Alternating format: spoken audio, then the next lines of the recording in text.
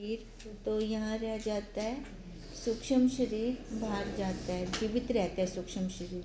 ठीक है, समय पाकर वही सूक्ष्म शरीर फिर और आकार लेता है कर्मों के अनुसार, क्योंकि कर्म फल खत्म नहीं होते, है ना। कर्म वो जीव संस्कारों के साथ गया तो वो सूक्ष्म शरीर का कोई कर्म है, स्थूल शरीर का कोई कर्म नहीं है, ये यहाँ ही पड़ा रह जाएगा। ठीक है, वो सूक्ष्म शरीर के लिए ये स्थूल उसका घर है, उसको रहने की जगह है। अब सूक्ष्म शरीर स्थारण तत्वों का बना हुआ है ना। मन बुद्धि अंतःकरण को भी हमने खोल लिया था, पीछे प्राणों को भी खोला था, तो क्योंकि वो इस सूक्ष्म शरीर में आते हैं ना, इसलिए उनका पहले उन्होंने दिया था वर्णन। अब सूक्ष्म शरीर का हमारा चल रहा है। यह सूक्ष्म अथवा लिंग शरीर अपंचीकृत भूतों से उत्पन्न हुआ है। यह वासना युक्त होकर कर्म फल का अनुभव कराने वाला है। वासना के साथ गया तभी आकार मिला, और स्वरूप का ज्ञान न होने के कारण आत्मा की अनादि उपाधि है, मतलब कभी खत्म ही नहीं होती जब तक स्वरूप का ज्ञान नहीं होगा। इस सूक्ष्म अथवा लिंग शरीर का निर्माण सूक्ष्म भूतों से होता है। बोले ना, सूक्ष्म शरीर कितने तत्वों का बना हुआ है? 17 तत्वों का, जो कि अपंचीकृत है, किंतु अहंकारवश इसमें वासना का उदय हो जाता है। अहंकार के कारण आ जाते ना, मैं कुछ हूँ, है ना, या कोई उपाधि, वासना का उदय हो जाता है, जिससे उसमें भोग की वासना उत्पन्न हो जाती है। इच्छा आ गई ना, कुछ करने की, कुछ लेने की, है ना, या जो अप्राप्त है उसकी प्राप्ति की इच्छा रहेगी मन के अंदर। अच्छे बुरे कर्म फलों का अनुभव सूक्ष्म शरीर को ही होता है, स्थूल को तो कुछ पता क्या नहीं, है ना। अब सूक्ष्म शरीर जैसे अंदर कुछ है, अभी कुछ गर्म चीज़ लग जाती है, हाथ को पीछे कर देता है। अब मुर्दे के हाथ को लगा दो कोई गर्म चीज़, उसको तो जला ही देते हैं, फिर उसको कुछ होता है? वो वैसे का वैसे पड़ा है। तो इसका क्या मतलब है? स्थूल शरीर को कोई कुछ नहीं है जब तक वो सूक्ष्म शरीर अंदर है। सूक्ष्म शरीर अंदर होता है तभी स्थूल को अपने आप, देखो कर्म इंद्रियां पहले आ जाती हैं, है ना, उसके बचाव करने के लिए। स्थूल शरीर को इसका अनुभव नहीं होता, अच्छे बुरे का। अच्छे बुरे का अनुभव कौन कर रहे हैं? सूक्ष्म जो मन है, अपंचीकृत भूतों वाला। इसलिए मृत्यु के बाद भी यही सूक्ष्म शरीर इनका अनुभव करता हुआ अंतराल में स्वर्ग नरक की अनुभूति करता है। स्थूल शरीर को कुछ नहीं होता, अनुभूति होती है सूक्ष्म शरीर की।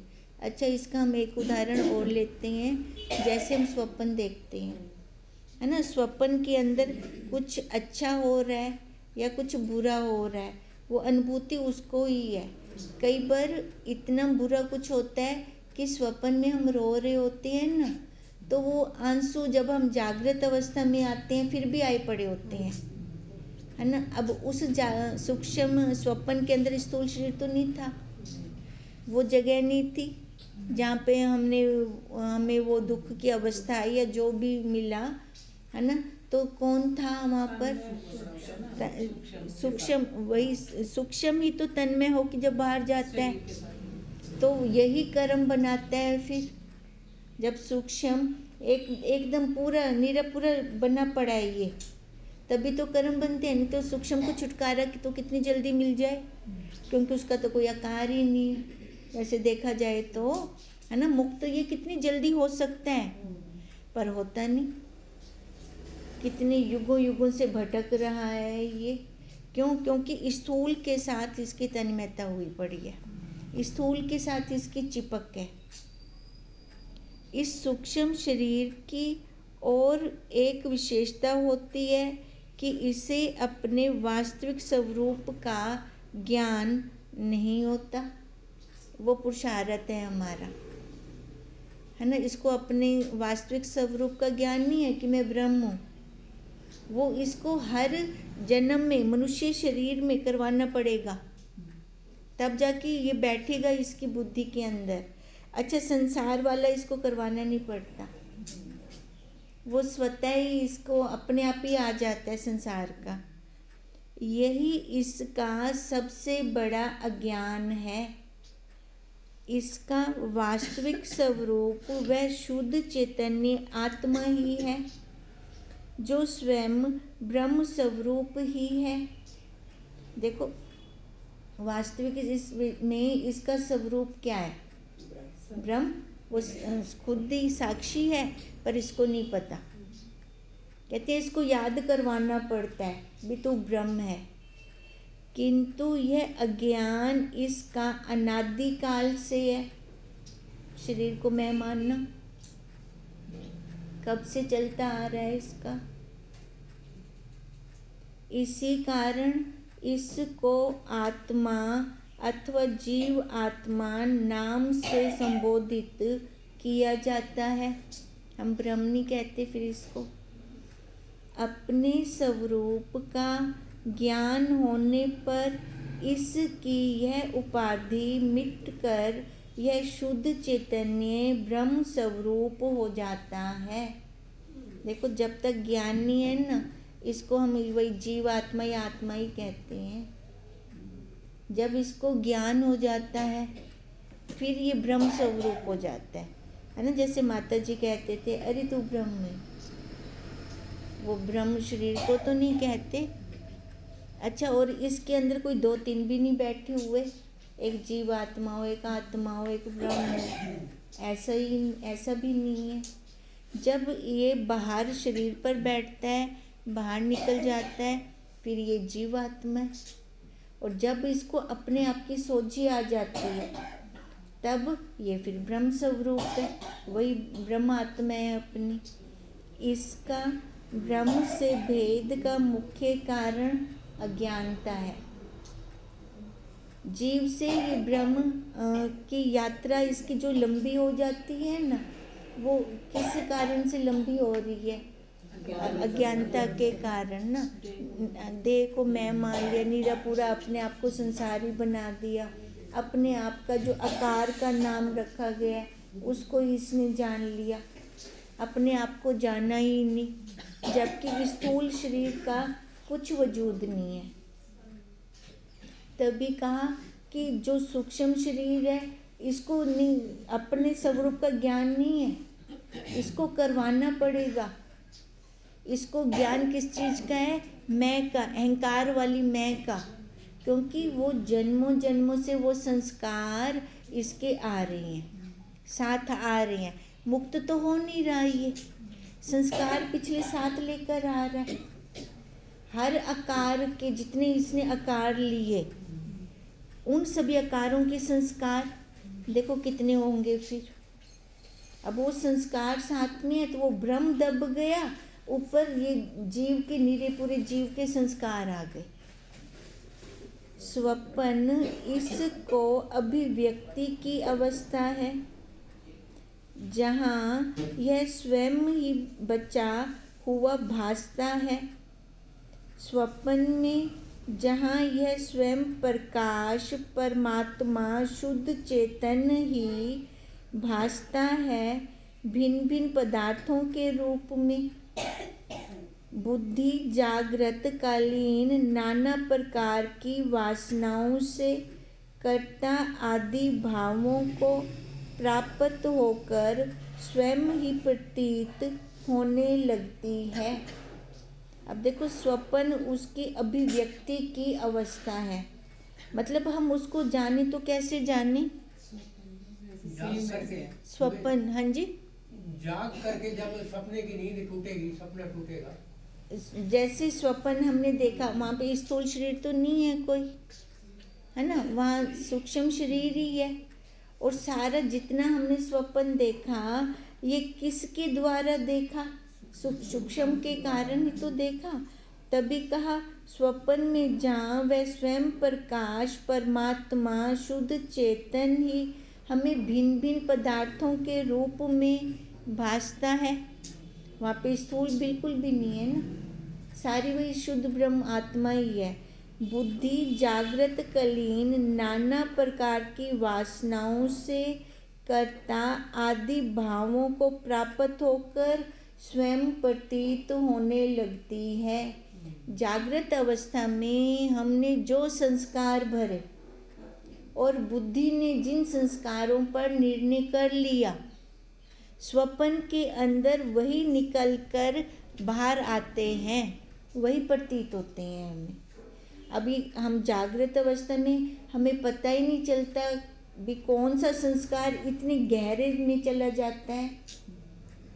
कर्तापन से करेंगे तो कर्तापन के उसमें आएंगे, करेंगे स्वप्न भी कर्तापन कहेंगे, असंग तो हुई ना स्वप्न। वही संस्कार अंदर के जीव भाव के है ना, क्योंकि जीव भाव में हम कर्ता बन के करते, मैं बन के करते हैं।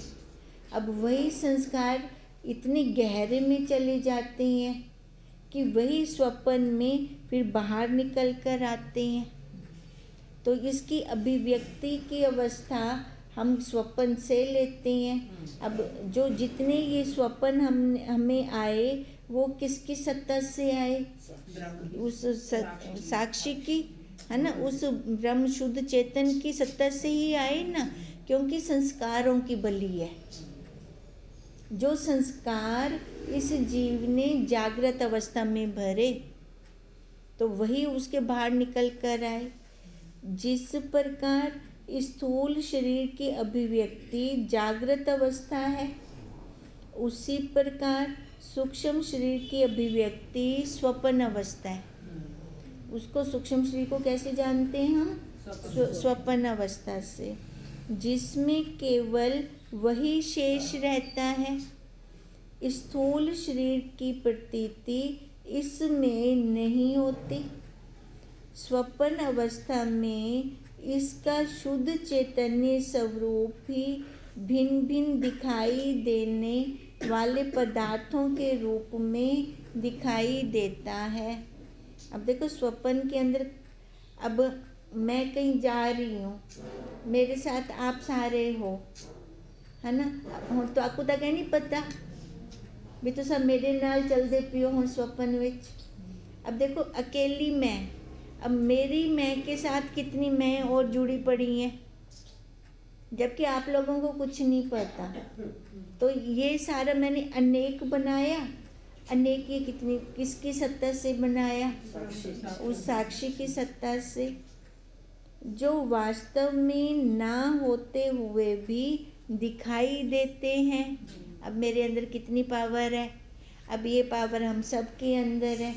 अब ये पावर हम बाहर स्थूल में खर्च कर रहे हैं, ये पावर हम बाहर जगत में खर्च कर रहे हैं। अगर यही पावर मैं अपने आप को जानने में खर्च कर दूं तो फिर तो मैं वही रूप हो गई ना, फिर दो तो बचे ही ना।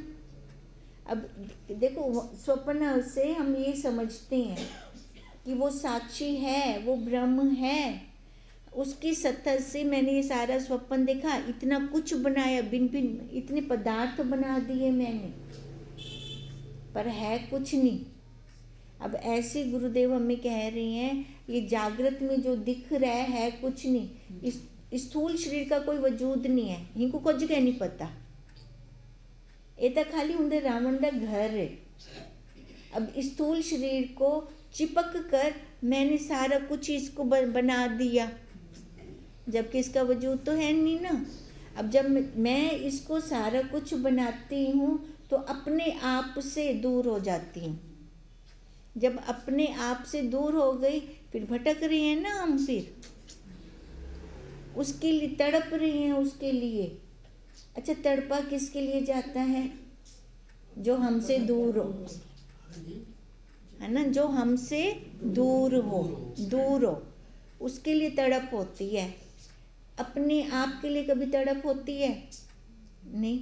ला ये तड़प क्यों? ये मिलता नहीं क्योंकि थोड़ा मैंने गैर मिलता भी तो नहीं मिलता नहीं ना, क्यों मैं को दूर समझी बैठी है ना, ता नहीं मिलता है ना। होंदे किते मैं किन्ना पुरुषार्थ कर दी पियाँ, क्योंकि मेरे को दूर है, और जड़ी चीज़ मेरे को मिली हुई है, मैं होंदे किते पुरुषार्थ कर सा, बिल्कुल भी कहना कर सा, क्योंकि वो तो मेरे को है भी। अब इसके लिए कोई पुरुषार्थ नहीं है, खाली समझ है, बस खाली समझ है। हमें बुद्धि के अंदर दृढ़ निश्चय हो जाए, हमारी बुद्धि के अंदर दृढ़ निश्चय इस आकार का हुआ पड़ा है, अपने आप का दृढ़ निश्चय नहीं है।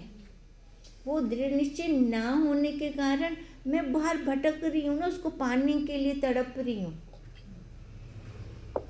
अब सही ज्ञान नहीं है ना ये। अब सही ज्ञान क्या होगा? आधार पे दृष्टि हो। आधार पर दृष्टि होगी कि मैं वही हूँ भाई, मैं के को लब्धि वधियाँ, मेरे को बाहर कुछ कहना मिल से, मेरे को है पिया, पहले तो ही है पिया। अब जो मेरे पास पहले से है वो कहाँ ढूंढने से मिलेगा? क्या है तब पिया मेरे को ढूंढने से मिलेगा? नहीं। अगर आप लभदे रहे मनो को मिल सके ना, मिल सके ना, बाहर मिल सके ना, कहना मिल से। अच्छा लभदे लभदे किन्ने जन्म बिता देते हैं, और तो स्टॉपेज लग बने ना भी भाई वो मेरे को है पिया, मेरे को बस समझ आवने या समझ आवने।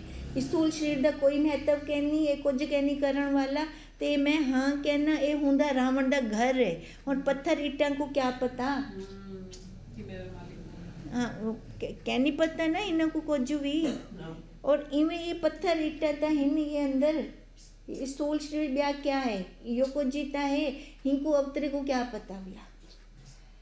आप तो खुद साक्षी ब्रह्म इनसे ना, आप मालिक इनसे, मालिक होंदे हुए भी आप समझते कहने पे कौन दे से बार बारों क्या सुख मिल से, कुछ कहना मिल से, सुख सको अपने आप तो मिल से, अपने आप में स्थित होने से मिलेगा। प्राप्त जिसको गुरुदेव बार बार कहते हैं ना, प्राप्त की प्राप्ति, बस वही है। इसके लिए कुछ करने की जरूरत नहीं है, समझ की जरूरत है। समझ आ जाए, बुद्धि के अंदर बैठ जाए वो, ये इस चैतन्य परमात्मा के ही विभिन्न रूप हैं। अब स्वप्न के अंदर मैं जितनों से मिली उस साक्षी की सत्ता से हुआ, तो उसके अनेक रूप हो गए। स्वप्न अवस्था में बुद्धि वासना युक्त एवं कर्ता रूप में प्रतीत होती है। जो कर्म जागृत अवस्था में किए गए हैं, जागृत की वासनाएं ही स्वप्न अवस्था में प्रकट होती हैं। अच्छा स्वप्न अवस्था के अंदर हमें भान नहीं होता कि मैं स्वप्न में हूँ, उस टाइम क्या भान होता है? सच है ना, है ना। जो जागृत अवस्था में जैसे हम होते हैं अब वैसे ही लगता है।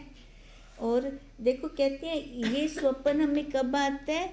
जब जागृत अवस्था की वासनाएं अंदर रह गई, जागृत में हम पूरा नहीं कर सके, वो हमने स्वप्न में पूरा किया। नहीं तो स्वप्न में क्या नाम से नहीं तो कर्तापन से नहीं होगा तो स्वप्न भी नहीं आएगा। अब जागृत में कई बार ऐसे कुछ रह जाता है कि उपाधि के कारण या डर के कारण सामने वाले की उपाधि बड़ी है भी, उसको मन से गालियाँ निकाल रहे हैं भी, सामने तक अड़ नहीं सकते, या उनको थप्पड़ मारने की इच्छा होती तो मार नहीं सकते, उपाधि के कारण भी बड़ा है वो। जागृत में कई बार ऐसे कोई वासनाएं रह गई तो उन वासनाएं वो गहरे मन में रह गई ना वासनाएं, फिर स्वप्न में वो पूरी हो जाती हैं। नहीं स्वप्न में अभिव्यक्त तो होती हैं, ठीक है, पर प्रतीत कैसे होती है उसमें कैसे प्रतीत होती है? अब जैसे हम जागृत में देख रही हैं ना, सपने के अंदर कैसे प्रतीत होती है? स्वप्न में वो सारा कुछ दिख रहा है, जागृत अवस्था कितना है कर्तापन से हो रहा है ना। तो जैसे जो ये संस्कार हमारे जागृत अवस्था में गए, ये तो पता लग तो गया, ये अभिव्यक्ति तो है जागृत अवस्था की। नहीं, सब कुछ पता लग गया, सिर्फ ये पॉइंट नहीं पता लग रहा कि प्रतीत कैसे होती है। जो प्रतीत होता है वो तो सुबह जाग करके प्रतीत होता है या सपने के अंदर कैसे? स्वप्न में प्रतीत तो होता है? आपको प्रतीत- कुछ पता नहीं चलता, कमाल है। किसमें? सपने के सपना स्वप्न ले के आओ। अंदर आप कहीं जा रहे हो, आ रहे हो, सुबह बताते हो ना, हाँ सुबह ही तो मैं कह रहा हूँ सुबह ना सुबह बताते हो तो स्वप्न के अंदर भी तो जहाँ जहाँ गए वही चीज बताई आपने जो प्रतीति की। सुबह जाग करके पता लगता है ना, सपने के अंदर तो अरे वो फिर स्वप्न ही तो हुआ। सच्चा बता दूंगा तेरे को। प्रतीत सुबह जाग करके तो व्यक्ति लगता फिर है हमने ना। उसको स्वप्न क्यों बोला? वो वहाँ कुछ ना की प्रतीति वहाँ वो तो सुबह पता लगता है। सुबह पता लग रहा है, तभी हमने उसको स्वप्न बोला ना। हाँ जी सुबह। हाँ तो तभी तो स्वप्न बोला हमने उसको। सुबह जाग करके पता जाग लगता है। के जब सपना आया तब भी बोला ना। हाँ। जब सपना नहीं आया तो फिर क्यों नहीं एक्चुअली बोलते? तो डॉक्टर साहब इसका मतलब ये निकला कि अज्ञान को